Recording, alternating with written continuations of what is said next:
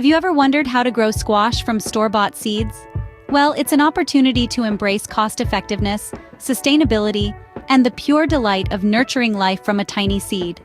Well, it's simpler than you might think. Let's dive right in. The first step in this journey is choosing the right seeds. High-quality organic seeds from trusted sources are the way to go.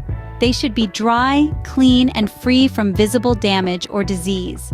Once you have your perfect seeds, you're ready for the next step. Now it's time to prepare your seeds for planting. Begin by soaking the seeds in warm water. Let them bathe for 24 hours. This small act accelerates germination, giving your squash a head start. With your seeds prepared, you're ready to plant. Planting your seeds is an exciting step. Begin by creating a small hole about an inch deep in well-draining soil, ideally rich in organic matter. Place your squash seed in the hole and gently cover it with soil. The depth is crucial. Too shallow and the seed may not germinate. Too deep and the seedling may struggle to reach the surface. After planting, give the soil a good watering. This helps the seeds settle and start their germination process. With your seeds in the ground, the waiting game begins.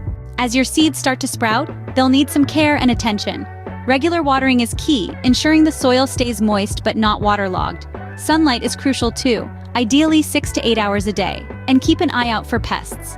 Aphids and squash bugs can be a problem, but they are manageable with organic pesticides or beneficial insects. Regular checkups help in early detection and control of these unwanted guests.